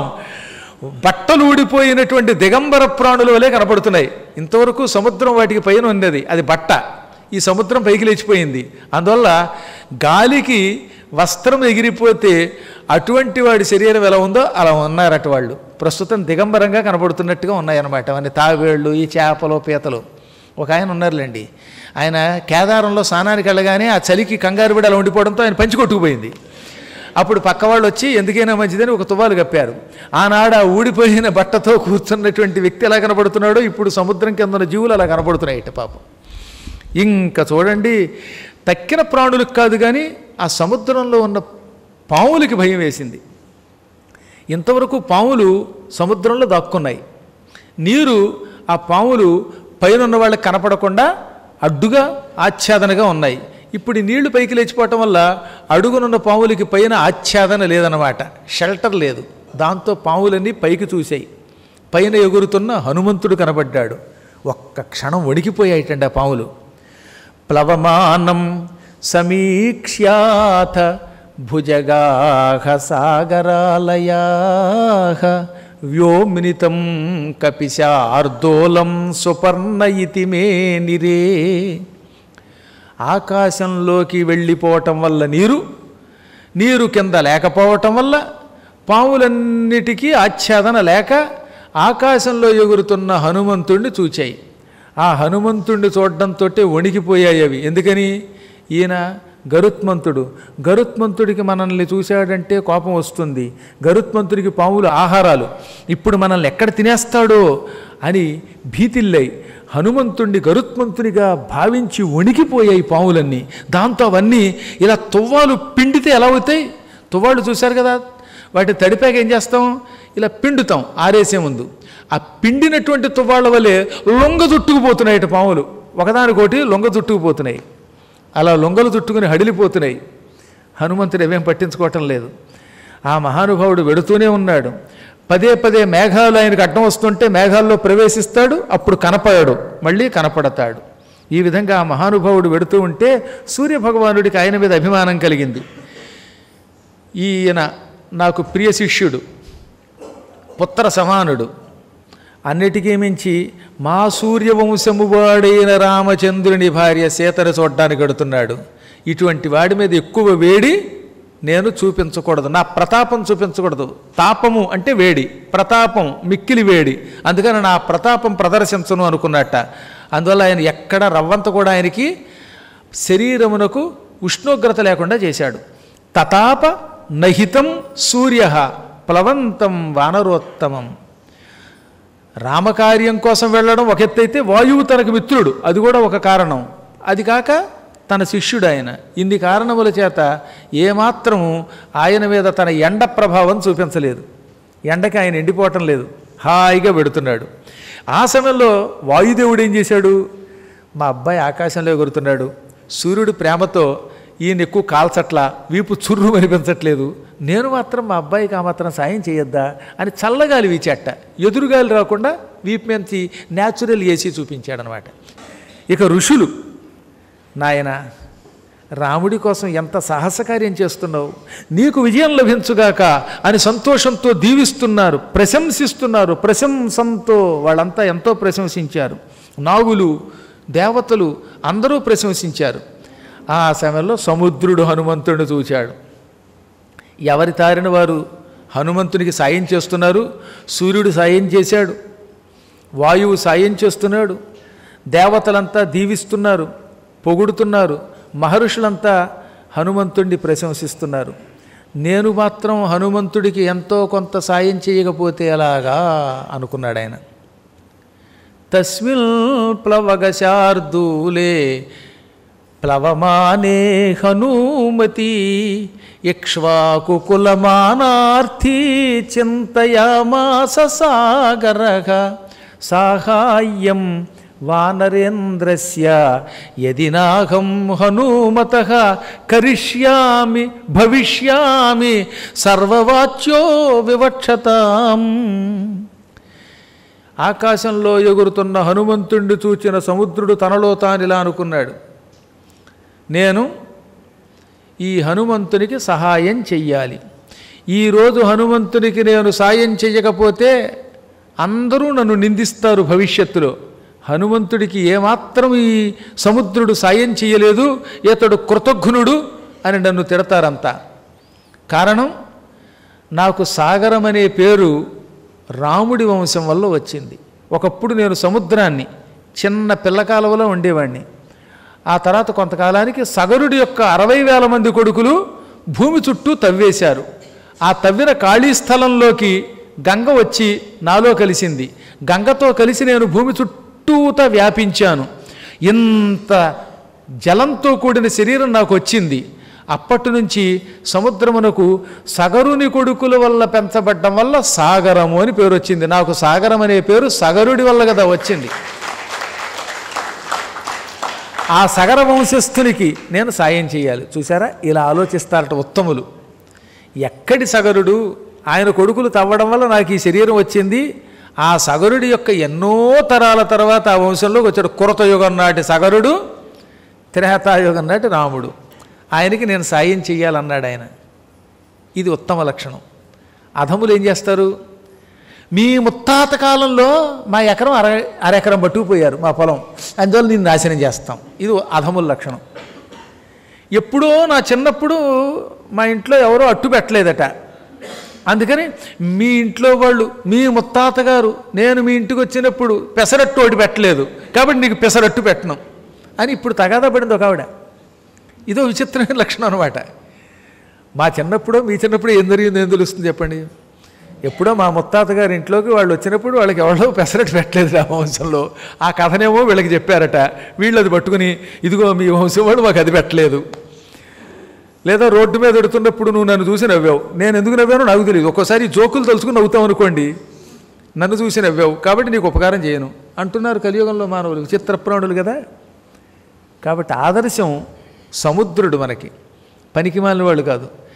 ఏదో లోపం వెతికి సాయం చెయ్యకుండా ఏడిపించడం కాక వాడిలో ఉన్న మంచితనాన్ని గ్రహించి సాయం చేస్తే అప్పుడు మనం బాగుపడతాం. అందుకే రామాయణం వింటే ఎన్ని అద్భుత విషయాలు తెలుస్తాయి. సముద్రుడు లాంటి మహానుభావులు దొరుకుతారు. రావణుడు లాంటి దుర్మార్గుడి యొక్క చేష్టలు మనకి పనికిరావని తెలుసుకోవాలి. గురువుల్ని ఎలా పూజించాలో హనుమంతుడి ద్వారా తెలుసుకోవాలి, రాముడి ద్వారా తెలుసుకోవాలి. అవి దృష్టిలో పెట్టుకోండి అనమాట. ఇదిగో నన్ను అవమానపరిచావు అంటాడు. ఏంటో ఏం అవమానపరిచాం చెప్పండి. మనమే అవమానపరచం, అది వాడి భ్రమ. ఇక్కడ కూర్చున్న ఆయన్ని లేవమంటే కోపం వస్తుంది ఒక ఆయనకి, తెలుసా మీకు? కూర్చున్న చోట నుంచి లేపితే అదిగో నన్ను అవమానపరిచాం అంటాడు ఆయన. ఈ భ్రమలు పోవాలి అని రామాయణం చెప్పింది. ఇప్పుడు ఇంతకీ నేనేం చేయాలి? హనుమంతునికి సాయం చెయ్యాలి, రాముడి కోసం చెయ్యాలి. చెయ్యాలంటే నా వంతు కర్తవ్యం ఏమిటి? ఒకటే మార్గం. హనుమంతుడు ఆకాశంలో ఎగురుతున్నాడు, ఏకధాటిగా ఎగురుతున్నాడు. ఏకధాటిగా ఎగురుతున్న హనుమంతునికి ఆయాసం వస్తుంది, అలసట వస్తుంది, నీరసం వస్తుంది. కాబట్టి ఆయనకి కొంచెం విశ్రాంతి ఇవ్వాలి. విశ్రాంతి ఇచ్చి ఇంత ఆహారం కల్పించి మంచినీళ్ళు ఇస్తే ఆయన అలసట తొలగుతుంది, దాహం తీరుతుంది, క్షుత్తు తొలగుతుంది. ఆకలి దప్పిక తీర్చుకొని విశ్రాంతి తీసుకున్న హనుమంతుడు మళ్ళీ ఎగరగలుగుతాడు అనుకుని వెంటనే తన సముద్ర జలములలో ఉన్న మైనాకుడికేసి తిరిగాడు. ఇతి కృత్వా మతిం సాధ్వీం సముద్రశ్చన్నమంభసి హిరణ్యనాభం మైనాకం ఉవాచగిరి సత్తమం. ఇలా భావించాడు. సముద్రంలో, దక్షిణ సముద్రంలో మైనాకం అని ఒక పర్వతం ఉన్నది. ఆ మైనాకుడికేసి తిరిగాడు. పూర్తిగా సముద్ర జలములలో మునిగిపోయి ఉందన్నమాట అది. అంభసి అంటే నీటి యందు, ఛన్నం కప్పబడి ఉంది, పూర్తిగా నీళ్లలో మునిగి ఉన్నది. ఆ కొండకేసి తిరిగాడు. ఓ మైనాక పర్వతరాజా, నీవు దేవతల కోసం ఈ సముద్రంలో ఉన్నావు. అనేక కారణములు నువ్వు సముద్రంలో ఉండడానికి ఉన్నాయి. అందులో ఒక కారణం ఏమిటంటే, ఒకప్పుడు దేవతలంతా నువ్వు ఎలాగో సముద్రంలో ఉన్నావు, అక్కడే ఉండు. నీ ఉన్న కింద పాతాళం నుంచి భూలోకానికి వచ్చేందుకు రాక్షసుల కోసం ఒక దారి ఉంది. పాతాళవాసులైన రాక్షసులు పైకి రాకుండా నువ్వు అక్కడే సముద్రంలో దాక్కో. నీ కొండని చీల్చుకుని రాక్షసులు పైకి రాలేరు. కాబట్టి పాతాళానికి భూలోకానికి నువ్వు ఒక అడ్డుగోడగా, తలుపుగా ఉండన్నారు. నువ్వు అప్పటి నుంచి ఇక్కడే ఉంటున్నావు. నువ్వు ఉండడం వల్లే పాతాళవాసులైన రాక్షసులు పైకి రావడం లేదు. ద్వారం ఆవృత్య తిష్టసి, నువ్వు ఒక ద్వారంలాగా ఈ సముద్ర జలాలను ఆవరించి ఇక్కడ ఉన్నావు. ఇప్పుడు నువ్వు పైకి ఎందుకు లేవాలి? పైన హనుమంతునికి సాయం చెయ్యాలి. నువ్వు కింద ఉండి పైకి లేవగలవు. కింద నుంచి హఠాత్తుగా మొత్తం శరీరం అంతా విడిచిపెట్టక్కర్లేదు. కారణం, నీకు అనేక శక్తులున్నాయి. తిర్యక్కు ఊర్ధ్వం అధశ్చైవ శక్తిస్తే శైలవర్ధితుం తస్మాత్ సంచోదయామి త్వాముత్తిష్ట గిరిసత్తమా. తిర్యక్ అంటే అడ్డంగా. నువ్వు ఇలా అడ్డంగా పెరగగలవు. ఉన్నవాడి ఉన్నట్టే నీ శరీరాన్ని అడ్డంగా పెంచుతావు. ఊర్ధ్వం పైకి లేవగలవు. అధహ కిందకి దిగ్గలవు. నువ్వు ఇలా అడ్డంగా పైకి కిందకి తిరుగుతావు. అదనమాట తిర్యక్ అనే శబ్దమునకు అడ్డముగా. పక్షులను తిర్యక్కులను ఎందుకంటాం? ఇలా అడ్డంగా ఎగరగలవు అవి, అందుకని తిర్యక్కులు అంటారు. తిర్యక్కులు అనే శబ్దమునకు పక్షులు, మృగములు అని కూడా అర్థం. ఇక్కడ తిర్యక్ అంటే అడ్డముగా అని మాత్రమే అర్థం చెప్పాలి. నువ్వు ఇలా అడ్డంగా పెరుగుతావు, ఊర్ధ్వం పైకి పెరుగుతావు, అధహ కిందకి దిగ్గలవు. అందుకే నేను కోరుతున్నాను, నువ్వు ప్రస్తుతం నీ శరీరమును నీటిలోంచి అలా పైకి పెంచు. హనుమంతుడు ఆకాశ మార్గంలో ఎగురుతున్నాడు. చూడు, కనపడుతున్నాడు నీకు. స ఏష కపిశార్దూల త్వాముపర్యేతి వీర్యవాన్ హనుమాన్ రామ కార్యార్థం భేమ కర్మ ఖమాప్లుత. ఈ హనుమంతుడు రాముడి యొక్క పని చేసి పెట్టడానికి ఆకాశ మార్గంలో ఎగురుతున్నాడు. అది మామూలు పని కాదు, భీమకర్మ, భయంకరమైన పని, చేయటానికి వీలు కాని కష్టమైన పని. అటువంటి పనికి ఖం ఆకాశమును ఆప్లుత దాటుతున్నాడు, ఆకాశంలో ఎగురుతున్నాడు. అలా ఎగురుతున్న ఆయనకి ఎంత కాదనుకున్నా ఎంతో కొంత అలసట వస్తుంది. శరీరమే కదా, ఆ అలసట ఆయనకి తొలగించాలి. తొలగించటానికి నువ్వు ఆయనకి సాయం చెయ్యాలి. పైగా ఒకవేళ ఆయనకు అలసట లేదనుకుందాం, ఆకలి లేదనుకుందాం, దప్పిక లేదనుకుందాం, అయినా సరే ఆయనకు నువ్వు సాయం చెయ్యాలి. కారణం, మన ఇంటి మీద నుంచి వెడుతున్నాడు ఆయన. ఈ సముద్రం నా ఇల్లు, కొండ నీ ఇల్లు, మన ఇంటికి వచ్చిన అతిథిని పూజించి తీరాలి. అతిథికి సత్కారం చేయకపోతే పాపాత్ములం అవుతాం. హనుమంతుడు ఉత్తముడు కనుక ఆయన అతిథి మనకి. సలీలాదోర్ధ్వముత్తిష్ట తిష్టత్వేష కపిస్త్వయి అస్మాకం అతిథిశ్చైవ పూజ్యశ్చ ప్లవతాం వరహ. నువ్వు నీటిలోంచి పైకి లేచి అతిథిగా వస్తున్న ఈ పుణ్యాత్ముణ్ణి, ఉత్తముణ్ణి, శ్రేష్ఠుడిని పూజించు. అతిథిని పూజించి తీరవలసిందే. బంగారపు శిఖరములు కలిగిన మైనాక పర్వతమా, నీ శరీరమంతా బంగారుమయం. నువ్వు పైకి లేస్తే నీతో పాటు చెట్లు పైకి లేస్తాయి. ఆ చెట్లన్నీ అద్భుతమైన పళ్లతోటి, పువ్వులతోటి నిండి ఉండే చెట్లు. నీ కొండ మీద దబదబా కిందకి ప్రవహించే సెలయేళ్లుంటాయి. ఆ సెలయేటి నీరు అమృతం వంటి నీరు. కాబట్టి హనుమంతుడు నీ కొండ మీద కూర్చుంటాడు, పువ్వులు స్వీకరిస్తాడు, ఫలాలు స్వీకరిస్తాడు, మంచినీరు తాగుతాడు, అలసట తొలగించుకుంటాడు, తిరిగి మళ్ళీ ఎగురుతాడు. అప్పుడు సీతాదేవిని అన్వేషించగలుగుతాడు. ఇక ఆలస్యం చెయ్యక హనుమంతునకు స్వాగతం చెప్పు, ఆయనకి ఆతిథ్యమిమ్మనగానే వెంటనే సముద్రుడి మాటని శిరోధార్యంగా భావించి టక్కన పైకి లేచాడు నీటిలోంచి ఆయన. పెద్ద పెద్ద చెట్లతో, లతలతో కూడిన కొండ నీటిలోంచి అలా పైకి లేచింది. ఆ దృశ్యం ఎలా ఉన్నది? ససాగర జలం భిత్వా బభూవ అభ్యుత్యతస్తదా యథా జలధరం భిత్వా దీప్తరశ్మిర్దివాకర. ఆకాశంలో సూర్యుడిని మేఘాలు కమ్మేయట. అప్పుడు సూర్యుడు హఠాత్తుగా మేఘాలు చీల్చుకుని మేఘాల నుంచి బయటకు వస్తాడు. మేఘములను చీల్చుకొని తన కాంతితో సూర్యుడు ఎలాగ దర్శనమిస్తాడో అలాగా నీటిని చీల్చుకుని ఎర్రని బంగారపు కొండ మైనాకం పైకొచ్చింది. మైనాకుడు నీటిలోంచి వస్తూ ఉన్న దృశ్యం మేఘాల్లోంచి సూర్యుడు బయటకు వస్తున్నట్టుగా ఉన్నదన్నమాట. అవన్నీ బంగారపు శిఖరాలు, పూర్తిగా రాళ్ళు బంగారమే. ఆ కొండంతా బంగారు కొండ. అందుకే మైనాకొండి కూడా హేమపర్వతం అంటారు. హిమాలయ పర్వతం కొడుకు కదా, అందుకని మేరు పర్వతంలాగే ఈయన కూడా బంగారు కొండ. అవి పైకొస్తూ ఉంటే ఆ బంగారపు కాంతులు దిక్కులంతటా వ్యాపించేయట.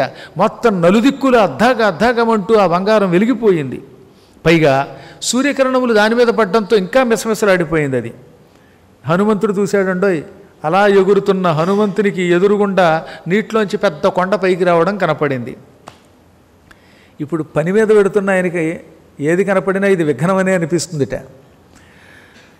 తముత్థితమసంగేన హనుమానగ్రతస్థితం మధ్యే లవణతో యస్య విఘ్నోయమితి నిశ్చితః. హఠాత్తుగా నీళ్లల్లో నుంచి పైకొచ్చిన ఆ పర్వతాన్ని చూచాడు ఆయన. ఏమిటిది? నేను ఆకాశ మార్గంలో హాయిగా ఎగరాలనుకుంటూ ఉంటే ఏదో విఘ్నం కలుగుతున్నట్టున్నది. నా ప్రయాణమునకు ఆటంకం కలిగించటానికి ఎవడో కుట్ర పన్నాడు అనుకున్నాడు. ఇది ఒక విఘ్నం అనుకున్నాడు. ఈ ఉప్పు సముద్రంలోంచి కొండ పైకి వచ్చిందంటే ఇది నాకు ఆటంకం కలిగించడానికి వచ్చిందనుకున్నాడు. ఆటంకాలు వస్తే మాత్రం నేను ఆగుతానా? సీత దగ్గరికి వెళ్ళవలసిందే అనుకుని హుమ్మనరిచి ఈ వక్షస్థలంతో, పైగా చేత్తో కొట్టలేదు, తలకాయతో కొట్టలా, తన ఎదురు రొమ్ముతో వక్షస్థలంతో దాన్ని ఇలా ఢీ కొట్టాట. ఉరస పాతయామాస జీమూతమివ మారుతః. పెద్ద మబ్బు వెడుతోందిట ఓ చోట. ఇంతలో తుఫాను గాలి వీచింది. ఈ తుఫాను గాలి దెబ్బ తగిలితే ఏమవుతాయి? మబ్బులు చల్లా చెదరైపోతాయి. పెద్ద గాలికి తుఫాన్ ఎలాగా గాలికి మబ్బులు చల్లా చెదరైపోతాయో అలాగా ఈయన తన వక్షస్థలంతో కొట్టగానే కొండ కాస్త గెజగెజలాడిపోయింది. మీరు ఎప్పుడో చూడండి, ఆకాశంలో మంచి మేఘాలు వచ్చినప్పుడు గాలి బాగా వేసిందా ఆ మేఘాలు ఎగిరిపోతాయి. మేఘాలని గాలి ఎగరగొడుతుంది. హనుమంతుడు కొండని ఢీకొట్టాడు. అలాగా దెబ్బకి కొండ శిఖరం ఒకటి విరిగిపోయి దబ్బ దబ్బ దబ్బ శబ్దం చేసుకుని కిందకు దొల్లిపోయింది. అంత పెద్ద పర్వతం అటు ఇటు కదిలిపోయింది. మహాసముద్రంలో తుఫానులో చిక్కుకున్న ఓడ కదిలినట్టు కదిలిపోయింది కొండంతా. మామూలు దెబ్బ కాదు, గోబ గొయ్యమందనమాట. గింగిరాలు ఎత్తిపోయింది ఆయనకి, బుర్ర తిరిగిపోయింది. పారాయణ చేస్తుంటేనే బుర్ర తిరిగిపోతుంటే దెబ్బ తగిలితే ఎలా ఉంటుంది? సాగు దెబ్బ తగిలి మొత్తం కొండ కదిలిపోయింది. నిజంగా ఇంకోటి ఎవడన్నా అయితే బాబోయ్ అనాలి. కానీ అంత దెబ్బ తగిలినా మైనాకుడు ఆనందించేటండోయ్. వెనకటికో సామెత ఉంది, కోర్టు చుట్టూ తిరిగేటొకడు ఆస్తి అంతా పోయింది, ఆస్తి పోతే పోయింది కానీ లా తెలిసిందన్నట్ట. అలాగా చావు దెబ్బ తింటే తిన్నాను కానీ ఇప్పుడు నాకు ఆనందంగా ఉంది, ఎందుకంటే హనుమంతుని బలం ఏమిటో తెలిసింది అన్నాడు ఆయన. ఎందుకు అన్నాడు అన్నమాట? వక్షస్థలంతో కొడితే కొండంతా గొండపిండి అయిపోయింది. ఇంత బలం హనుమంతుడిలో ఉంది. ఇటువంటి బలవంతుడైతేనే లంకానగరానికి వెళ్ళగలడు. లంకకి వెళ్ళిన తర్వాత రాక్షసులు తన మీద పడినా కొండల్ని పిండి చేసినట్టుగా వాళ్ళని పిండి చేసి వెనక్కి తిరిగి రాగలడు. ఈ బలం లేకుండా ఉంటే ఏం చేయగలడు? అందువల్ల నాకు తగిలితే దెబ్బ తగిలింది కానీ ఈ దెబ్బకి హనుమంతుని బలం ఏమిటో తెలిసింది అనుకున్నట్టు ఆయన. ఈ బలం ఆయనకు అంత ఆనందం కలిగించిందనమాట. రాక్షసులు ఇంతకంటే బలవంతులేం కాదుగా, కొండంత బలవంతులేం కాదుగా. కాబట్టి వాళ్ళంతా ఈయన చేతిలో తుక్కు అయిపోతారు. ఈ బలమే లేకుండా నన్ను ఇలా కొట్టగానే ఆయన గుండెంతా గాయపడిపోయి నెత్తురు గారిపోయింది అనుకోండి. అలాంటి వాడు లంకకి వెళ్ళాక వాడు గట్టిగా 2 బాణాలు వేస్తే ఒళ్ళంతా గాయాలై బాబోయ్ అని ఏడ్చి కింద పడిపోతాడు. కాబట్టి ఏమైనా ఇవాళ హనుమంతుడు కార్యసిద్ధి చెయ్యగలడని ఈ బలం వల్ల తెలిసిందని ఆనందంతో పొంగిపోయాడు. ఆ తర్వాత తన కొండ శిఖరం మీద ఒక మానవ రూపం ధరించాడు. ఆయనకి ఏ రూపం కావాలంటే రూపం ధరించే శక్తి ఉంటుంది. కొండగా ఉండగా దాని మీద మానవ రూపం ధరించి ప్రత్యక్షమయ్యాట. మానుషం ధారయన్ రూపం ఆత్మన శిఖరే స్థిత. ఒక మానవ రూపం ధరించి తన కొండ శిఖరం మీద నిలబడ్డాడు. హనుమ, నువ్వేం కంగారు పడకు, నేను నీకు శత్రువుని కాదు మహానుభవ. నీ బలం ఇప్పుడు నాకు తెలిసింది, నేను ఆనందం పొందాను. ఎంత గొప్ప పని చేస్తున్నావు తండ్రి నువ్వు. సాధారణమైన ఏ జీవి తలపెట్టలేని మహాకార్యం తలపెట్టావు. సముద్ర లంఘనం అనే కార్యక్రమం తలపెట్టావు. సముద్రం లంఘించడం పెద్ద పని. అక్కడితో ఆగక సముద్రం దాటి లంకానగరానికి వెళ్ళి రాక్షసుల కన్నుగప్పి సీతను చూడడం అంటే ఆషామాషీ పని కాదు. అంత పని నువ్వే చేయగలవు. అలా చెయ్యటానికి వెడుతున్న నీకు అలసట కలుగుతుందేమో అని నాకు కొంచెం బెంగ కలిగింది. సముద్రుడు మీ వల్ల, మీ సగర వంశస్థుల వల్ల పెద్దవాడయ్యాడు. అందుకని ఆయన కూడా కృతజ్ఞతని ప్రకటిస్తూ నీకు సాయం చేయడానికి నన్ను పంపాడు. నేను సముద్రుని చేత ప్రేషితుడయ్యాను, పంపబడ్డాను. సరే, ఇంకొకటి ఉన్నది, నీకు నాకు సంబంధం. కేవలం సముద్రుడు పంపినంత మాత్రం చేతే రాలేదు నేను. నీకు నాకు చాలా పెద్ద సంబంధం ఉందయ్యో. అదేమిటో చెబుతా విను. పూర్వం కృతయుగే తాత పర్వతాహ పక్షిణో భవన్ తేహి జగ్ముర్దిశ సర్వా గరుడా నిలవేగినగా. పూర్వకాలంలో కృతయుగంలో పర్వతాలకు కూడా రెక్కలుండేవి. రెక్కలున్న పర్వతాలు పక్షుల్లాగా ఎగిరేవి. పక్షికి ఆ పేరు ఎందుకు వచ్చిందంటే పక్షము అంటే రెక్క. పక్షములు కలిగినది కనుక పక్షి అన్నారు, రెక్కలు కలిగినది కనుక దానికి పక్షి అని పేరు. మేము కూడా పక్షులమే, రెక్కలతో ఎగిరేవాళ్ళం. తిన్నగా ఉండక మా పర్వతాలు ఆకాశ మార్గంలో ఎగురుతూ ఎగురుతూ హఠాత్తుగా మానవుల మీద పడేవి. ఎప్పుడు ఏ వ్యక్తి మీద ఈ పర్వతం వాలుతుందో తెలియక, ఏ ఊరి మీదకి ఈ కొండలు వాలుతాయో ఆ ఊరంతా ఈ కొండ కింద పడి అప్పడం అయిపోతుందో అనే భయంతో ప్రజలు వణికిపోయేవారు. అప్పుడప్పుడు ఈ కొండలు సామూహికంగా ప్రజలు కూర్చుని జపాలు చేసుకుంటున్నప్పుడో లేక పూజలు చేసుకుంటున్నప్పుడో భోజనాలు చేస్తున్నప్పుడో ఢామ్మని పైన వాలేవి. కింద ఉన్న వాళ్ళంతా పచ్చడైపోయేవారట. ఇప్పుడు ఆ పర్వతాలకు రెక్కలు లేవు కాబట్టి మీరు నేను ఇక్కడ కూర్చున్నాం. లేకపోతే హఠాత్తుగా మన మీద వాలితే మనం ఏమైపోతాం? పిండి పిండి అయిపోతాం. ఈ విధంగా ఎప్పుడు ఎవరి మీద పడతాయో తెలియక ప్రజలు వణికిపోయారు. తేషాం పతన శంకయ, అవి మీద పడతాయనే భయంతో వణికిపోయారు. ఇంద్రుడి దగ్గర మొరపెట్టారు. అప్పుడు ఇంద్రుడికి ఆగ్రహం కలిగింది. మీకు రెక్కలిచ్చింది ఏదో మీ బతుకు మీరు బతుకుతారని, అంతేకాని ప్రజల్ని లోకాలని నాశనం చేయటానికా? లోక నాశనం చేస్తున్న పర్వతాలని క్షమించనన్నాడు ఆయన. తతఃక్రుద్ధ సహస్రాక్ష వజ్రముద్యమ్య దేవరాట్. దాంతో వజ్రాయుధం పట్టుకున్నాడు ఇంద్రుడు, కోపించాడు. కనిపించిన దాన్ని కనిపించినట్టే పర్వతాన్ని పట్టుకుని వాటి రెక్కల్ని పట్టామని నరికి పారేశాడు ఈ వజ్రంతో. వజ్రాయుధం దెబ్బకి పర్వతాల రెక్కలు తెగిపోయి పర్వతాలు ఢామ్మని నేల మీద పడిపోయాయి. అప్పటి నుంచి పర్వతాలు భూమి మీద ఇరుక్కుపోయి కదలకుండా ఉండిపోయాయి. అలా ఇంద్రుడు ఎన్నో పర్వతాల రెక్కలు నరికాడు. ఇంతలో ఒకనాడు నేను కనబడ్డాను. ఆయన నా మీద కూడా పడ్డాడు. నేను భయపడిపోయాను. కీచ్ బాస్ అని రక్షించుకోవడానికి పరిగెత్తాను, ఎగిరాను. ఇంతలో మీ నాన్నగారు వాయుదేవుడు నా మీద జాలిపడి మహావేగంగా నన్ను తీసుకొచ్చి సముద్రంలో పారేశాడు. ఆనాడు మీ తండ్రి గారు ఇంద్రుడికి కనపడకుండా నన్ను మహావేగంగా తీసుకొచ్చి ఇందులో వెయ్యకపోతే నా రెక్కలు పోయేవి. నా రెక్కలు ముక్కలు కాకుండా మీ తండ్రి గారు కాపాడారు, వాయుదేవుడు కాపాడాడు. సహజంగానే మనకి భయం వేస్తే పరిగెత్తలేమండోయ్. ఉత్తప్పుడు బాగా పరిగెత్తేవాడు కూడా కంగారు వచ్చిందంటే ఏ పూలో వెంటబడితే పరిగెత్తలేక చతికిలు పడతాడు. అలాగే పాపం ఈయన ఎగరలేకపోయాట కంగారులో. అప్పుడు వాయువు సాయం చేసి ఇక్కడ పారవేశాడు. అప్పుడు సముద్రుడు ఏం చేశాడు? నేను లోపల పడ్డంతో తన నీళ్లతో నన్ను కప్పేసి ఇంద్రుడికి కనపడకుండా చేశాడు. ఇంద్రుడు కూడా పెద్దగా పట్టించుకోక వెనక్కి వెళ్ళిపోయాడు. వాయువు వల్ల నా రెక్కలు ముక్కలు కాకుండా నేను దిక్కు కలిగిన వాడిని ఇంత చక్కగా ఉన్నాను. సముద్రుడు నన్ను రక్షించాడు. నువ్వు వాయుపుత్రుడివి. మీ నాన్నగారు నాకు అంత సాయం చేస్తే నీకు ఆ మాత్రం విశ్రాంతినిచ్చేంత అన్నం పెట్టద్దా అన్నాడు. ఎంత గొప్పవాళ్ళండి వాళ్ళు. సముద్రుడేమో సగరుడి వంశం వాళ్ళు కాబట్టి రాముడికి సాయం చేయాలనుకున్నట్ట. ఎప్పుడో మీ నాన్న నా రెక్కలు కాపాడాడు కనుక నీకు కూడా నేను సాయం చేయాలంటాడు ఈయన. మహాత్ముల యొక్క లక్షణాలు మనం ఆదర్శంగా తీసుకోవాలి. కాబట్టి నువ్వేం చేస్తావు? ఇక్కడ కూర్చో. నువ్వు దేవశ్రేష్ఠుడివి, అతిథివి.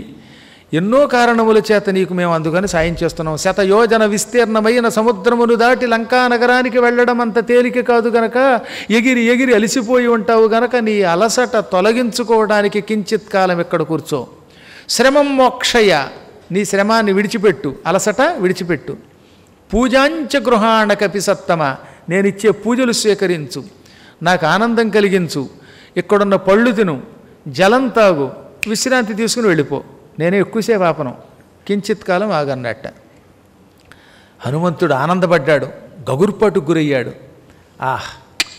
రామచంద్ర ప్రభు కార్యక్రమానికి పెడుతుంటే సముద్రాలు కొండలు అన్నీ సాయం చేస్తున్నాయి, పక్షులు సాయం చేస్తాయి. సంపాతి పక్షే కదా మరి. పక్షి, మనుష్యులు, కొండలు, గొట్టలు అన్నీ సాయం చేస్తున్నాయి. ఇది కదా రాముని ఘనత అనుకున్నాడు. అలా ఎగురుతూనే ఆక్కుండా మెల్లిగా ఎగురుతూనే అతనితో ఇలా అన్నాడు.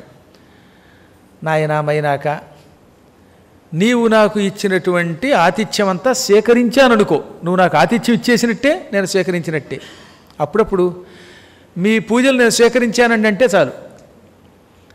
ఎవరన్నా పట్టుకొచ్చి గారెలు తినండి అన్నారు అనుకోండి, ఇప్పుడు కూర్చుని గారెలు తిన్న కదా నేను తిన్నట్టే భావించండి, వాళ్ళకి ఇచ్చేయండి అంటున్నావా లేదా? అలాగే ఆయన ఏమన్నాడు, నీ ఆతిథ్యం నేను స్వీకరించినట్టే. ఎంతో ప్రేమగా మాట్లాడావు, నీ మాటలతో తృప్తి చెందాను. నేను మాత్రం ఆగడానికి వీలు లేదు. ఎందుకని? ప్రతిజ్ఞాచ మయా దత్త నస్థాతవ్యమిహాంతరే. నేను ఒక ప్రతిజ్ఞ చేశాను, ప్రయాణం అయ్యాక మధ్యలో ఆగను అని ఒక ప్రతిజ్ఞ చేశాను. నా చేత ప్రతిజ్ఞ చెయ్యబడింది. ఏమని? మధ్యలో ఆగను అని. ఎక్కడ చేశాడని మీకు అనుమానం లేకుండా ముందే చెప్పానుగా. ఆయన ఏమి చెప్పలేదు, కానీ ఏమని చెప్పాడు? నేను రామబాణం వలె వెడతానన్నాడు. రామబాణం వలె వెడతానంటే మధ్యలో ఆగకూడదు, అదనమాట ప్రతిజ్ఞ. అందువల్ల నేను ఆగకూడదని ఒక ప్రతిజ్ఞ చేసుకున్నాను కనుక ఆగకుండా వెళ్ళిపోతాను. పైగా పని కూడా చాలా హడావిడిగా ఉంది, నాకు త్వరగా చెయ్యాలి ఆ పని. అందువల్ల తొందరలో ఉన్నాను కనుక ఇక ఆగను. పొద్దు కొంకకూడదు, పగలు గడిచిపోతోంది, సంధ్యా సమయం మరి కాసేపట్లో వస్తోంది. అందుకే హనుమంతుడు ఎగురుతూ ఉంటే 10 యోజనముల వెడల్పు 30 యోజనాల పొడుగు ఉందట నీడ. ఎందుకంత నీడ ఉంది అంటే ఆ సంధ్యా సమయం అయిపోతుంది కనుక. అందువల్ల నేను ఆగకూడదు. నీవు చాలా ఆత్మీయుడు కనుక మరొకప్పుడెప్పుడు నీ దగ్గరకు వస్తానని పలికాడు. టక్కన ఎగిరిపోయాడు. మళ్ళీ మెల్లిగా ఎగురుతున్నవాడు మళ్ళీ ఇంకొంచెం పైకి లేచి, చూడండి విమానాలు అప్పుడప్పుడు కొన్ని చోట్ల కిందకి దిగి మళ్ళీ పైకి లేస్తూ ఉంటాయి, అలా పైకి లేచి ఎగిరిపోయాట. తన తండ్రి గారి మార్గంలో, వాయు మార్గంలో ముందుకు వెళ్ళిపోయాడు. మైనాకుడు ఎంతో ప్రేమగా చూశాట. ఆహా, ఎంత గొప్పవాడేతాడు, అవిశ్రాంతంగా వెడుతున్నాడు అనుకొని పదే పదే ప్రశంసించాడు. ఆ సమయంలో దేవతలు కూడా పుష్పవృషం కురిపించారు, సిద్ధులు పొగిడారు. ఇప్పుడు ఆయన ఎగురుతూ ఉంటే ఏది ఒకటేమో రామకార్యానికి వెళ్ళడం, అది పెద్ద పని. ఇప్పుడు బంధువుల యొక్క ముఖ పరిచయాలకి, ఆహారానికి, విశ్రాంతికి లొంగకుండా, ఏమాత్రం చెంకకుండా ఎగురుతున్నాడుగా. అందుకని ఇది 2వ ఘనకార్యం అని దేవతలు ప్రశంసించారట. ఇది 2వ ఘనకార్యం అని ఎందుకన్నారు? అసలు సీత కోసం బయలుదేరడమే మొదటి ఘనకార్యం, మధ్యలో విశ్రాంతికి లొంగకుండా వెళ్ళడం 2వ ఘనకార్యం. అందుకని దేవతలు ప్రశంసించారు. ఆ సమయంలో ఇంద్రుడు ఎక్కడ ప్రత్యక్షమయ్యాడండోయ్. రాముడికి ఎవరైనా ఉపకారం చేద్దామనుకుంటే వాడి జాతకమే మారిపోతుందని చెప్పాను కదా. ఇప్పుడు మైనాకుడి జాతకం మారిపోయింది. మైనాకుడి దగ్గరికి ఇంద్రుడు వచ్చాడు, ప్రేమగా ఇలా తాకాడు. గద్గద కంఠంతో, అంటే ఆనందంతో కంఠం రావట్లేదనమాట. కొందరికి దుఃఖంతో గొంతుకు పొంగిరిపోతుంది, ఈయనకి ఆనందంతో కంఠం కొంచెం గద్గదం అయిందిట. అందుకని గద్గద కంఠంతో ప్రేమగా తానే స్వయంగా ఇలా అన్నట్ట ఇంద్రుడు. ఎవరితో? మైనాకుడితో. మైనాక, ఒకప్పుడు పర్వతాల మీద కసికొద్దీ రెక్కలు నరికేద్దాం అనుకున్నవాడిని, కానీ ఇవాళ నువ్వు చేసిన ఈ ఘనకార్యం నన్ను ఆనందపెట్టింది. హిరణ్యనాభ శైలేంద్ర పరితుష్టోస్మితే భృశం అభయంతే ప్రయచ్ఛామి తిష్ట సౌమ్య యథాసుఖం. ఓ బంగారపు గనులు కలిగిన మైనాక పర్వతమా, నీవు చేసిన ఈ మంచి పనికి, నీ జ్ఞానానికి మెచ్చుకున్నాను, సంతోషపడ్డాను. అందుకే నీకు అభయం ఇస్తున్నాను. ఇక నీకు భయం లేదు. ఈ రోజు నుంచి నీ ఇష్టం వచ్చినట్టు ఆకాశంలో ఎగురు, ప్రజలు నేను చేయకు, సుఖంగా తిరుగు. ఇక నీ రెక్కలు నరకను, నీకు రెక్కలుంటాయి. పర్వతాల్లో రెక్కలున్న ఏకైక పర్వతం ఒక్క మైనాకుడే. అందరి రెక్కలు పోయాయి. హిమవంతుడికి కూడా రెక్కలు తెగిలాయి, మేరు పర్వతానికి రెక్కలు తెగాయి. కానీ మైనాకుడికి ఏమన్నాడైనా, నీ రెక్కలు నరకను, నీ ఇష్టం వచ్చినట్టు తిరుగు పో అన్నాడు. రామచంద్ర ప్రభువుకి సాయం చేసావు, ఈయనకి రాముని పని మీద పెడుతున్న హనుమంతునికి సాయం చేసావు, అందుకే ఎంత ఆనందపడిపోయాను, మిక్కిలి ఆనందపడ్డాను అన్నాడు ఆయన. తోషితోస్మి దృఢం త్వయ, అంటే దృఢమైన ఆనందం పొందాను, చాలా ఆనందపడ్డాను, వెళ్ళు అన్నాడు. అప్పుడు ఆయన ఆనందపడిపోయి, ఇంద్రా నీకు నమస్కారం అన్నాడు. అప్పటి నుంచి స్వేచ్ఛగా తిరగడం మొదలెట్టాట మళ్ళీ మైనాకుడు. ఎంతసేపు సముద్రంలో దాక్కుని ఒళ్ళంతా నాచు పట్టేసి, ఉప్పు పట్టేసి బాగా పాడైపోయాడు. ఇప్పుడు ఉత్సాహంగా ఎగిరాడు. సముద్రంలో ఉండగలడు, పైకి రాగలడు, ఎక్కడికైనా వెళ్ళే అవకాశం ఉంది కదా. ఆయన ఎప్పుడూ ఒకే ఊళ్ళో పడి ఉండాలంటే మనకు కూడా విసుగు కదండి. సాయంకాలం 2 గంటలు ఇక్కడికి వచ్చి ఉపన్యాసం విని పెడితే ఆ పూట ఎంత హాయిగా ఉంటుంది. ఎప్పుడు గదిలోనే అలాగ కూర్చుని, ఆ గదిలోనే మంచం మీద పడుకుని, అన్నం తిన్న వెంటనే టక్కన పక్కనే మంచం మీద పడుకుని సీరియల్స్ చూస్తుంటే శరీరం పాడైపోయి పొట్టలు పెరుగుతాయి. కాస్త తిరగాలి. అందువల్ల ఆయన కూడా ఆనందపడి తిరగడం మొదలెట్టాడు. ఆ తర్వాత హనుమంతుడు క్షణంలో దాటి వెళ్ళిపోయాట, మహావేగంగా ముందుకెళ్ళిపోయాడు. అలా వెళ్ళిపోతున్న హనుమంతుడిని చూసి దేవతలు ఇంకో పరీక్ష పెట్టాలనుకున్నారు. ఈ హనుమంతుడు సీతాన్వేషణం అనే ఒక ఘనకార్యం మొదలెట్టాడు. రెండవది మైనాకుణ్ణి టచ్ చేసి వెళ్ళాడు తప్ప కూర్చోలేదు. ఇతన్ని మనం పరీక్షించాలి, ఇతని దగ్గర బలం ఎంత ఉందో చూడాలి. తేడా వస్తే కంగారు పడతాడా, తెలివితేటలు ఉపయోగించి కష్టంలోంచి చిక్కుల్లోంచి బయటపడతాడా? ఈ చిక్కుల్లోంచే బయటపడలేనివాడు, ఇప్పుడు మనం పెట్టే పరీక్షలో నెగ్గలేనివాడు లంకా నగరానికి వెడితే చిక్కుపడతాడు. కాబట్టి ఇంకో పరీక్ష పెడదాం అనుకున్నారు. చెప్పాను ఇందాక దేవతా పరీక్ష ఉంటుందని. ఆ దేవతా పరీక్ష పెట్టాలనుకుని నాగమాతని సురసని పిలిచారు. ఓ దాక్షాయణి, దక్షుడి కూతురా, మేము నీకు హనుమంతుడిని ఆహారంగా ఇచ్చాం. నువ్వు ఎదురుగుండా నిలబడు, నీ నోట్లో ప్రవేశించకుండా నీ ఆజ్ఞని ఉల్లంఘించి ఎవడూ వెళ్లకుండా ఉండే వరం నీకు ఇచ్చాం. పో. ఈ హనుమంతుడు సీతాన్వేషణకి వెడుతున్నాడు. అతని బలం ఎంత గొప్పదో తెలుసుకోవాలి. నువ్వు పెద్ద నోరు తెరిచి అతన్ని నీ నోట్లో ప్రవేశించమను. ఎలా బయటకు వస్తాడో చూద్దాం. ఉపాయంతో జయిస్తాడా, అపజయం పాలై విషాదం వాగమిష్యతి, విషాదం పొందుతాడా? ఇక్కడే హనుమంతుడు గొప్పతనం తేలిపోతుంది. వెనక్కి వెళ్ళిపోవడం, ముందుకెళ్ళడము పరీక్షించన్నారట. వెంటనే నాగమాత సురస కామరూపిణి అక్కడికి వచ్చింది. భయంకర రాక్షసాకారం ధరించింది. చాలా భయంకరమైన ఆకారం అది. పెద్ద నోరు తెరిచింది. ఆ నోరు నరకంలో ఉందట. ఆకాశం అంత ఎత్తు పైన కింద సముద్రం దాకా పెదవి పెట్టింది. హనుమంతునికి ఎదురుగుండా నిలబడింది. వానరేశ్వర, దేవతలు నిన్ను నాకు ఆహారంగా ఇచ్చారు, నేను నిన్ను తింటాను. ప్రవేశేదం మమాననం, నా నోట్లో ప్రవేశించవలసిందే, ప్రవేశించకుండా బయటికి వెళ్ళడానికి వీల్లేదు అనగానే హనుమంతుడు ఎగురుతూనే, చిన్నగా ఎగురుతూ, ఎందుకంటే దాన్ని దాటి వెళ్ళడానికి వీల్లేదు గనక ఆగకుండానే నమస్కరించి ఇలా అన్నాడు. అమ్మా, దశరథ పుత్రుడు రాముడిని ఒక మహానుభావుడు ఉన్నాడు. ఆయన భార్య సీతాదేవిని రావణుడు అపహరించాడు. సీతను వెతుకుతూ రామలక్ష్మణులు మా దగ్గరకు వచ్చారు, మాతో స్నేహం చేసుకున్నారు. సుగ్రీవాజ్ఞతో నేను సీతాన్వేషణకి వెళ్ళాను. సీతను చూడకుండా మధ్యలో ఆగకూడదు.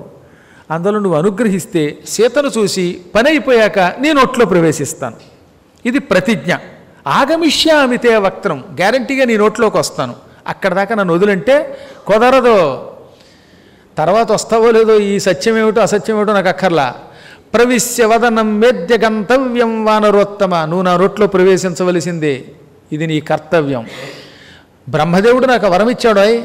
నేను ఎదురుగుండా నిలబడితే, నోరు తెరిస్తే నా నోట్లో ప్రవేశించకుండా నన్ను దాటి ఎవడు వెళ్ళలేడు. నేను వదిలితే తప్ప, నేను వదలకపోతే ఎవడైనా సరే నా నోట్లోకి రావలసిందే అనగానే చెబితే వింటలేదుగా. దాంతో ఆయన కోపం వచ్చింది.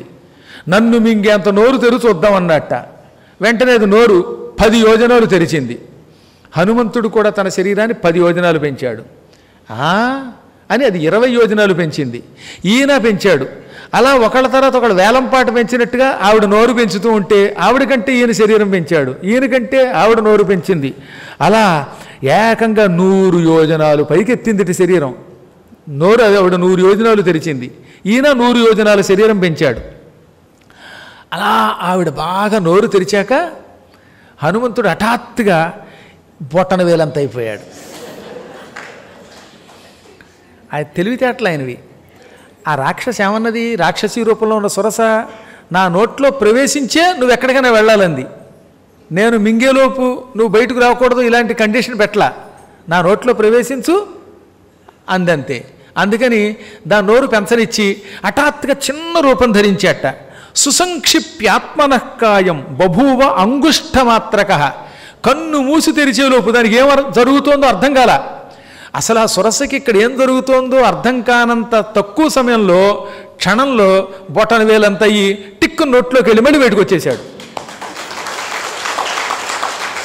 తిరిగి యథారూపం ధరించాడు, పైకి వచ్చేశాడు.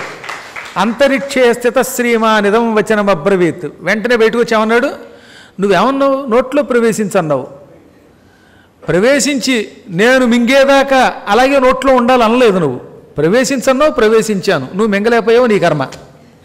బయటకు వచ్చేశాను. ప్రవిష్టోస్మిహితే వక్త్రం దాక్షాయణి నమోస్తుతే, ఓ దక్షుడి కూతురా నీకు నమస్కారం. నోట్లో ప్రవేశించాను కదా, బయటకు వచ్చాను కదా, ఇక నేను సీత కోసం వెళ్ళొచ్చా అన్నాడు ఆయన.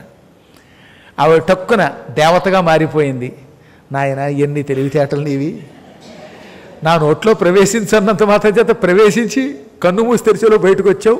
ఇది ఉపాయం. అంటే అన్ని చోట్ల కేవలం భుజబలం పనికిరాదు, కొన్ని చోట్ల బుర్ర ఉపయోగించాలి, కొన్ని చోట్ల కర్ర, కొన్ని చోట్ల బుర్ర ఉపయోగించాలి.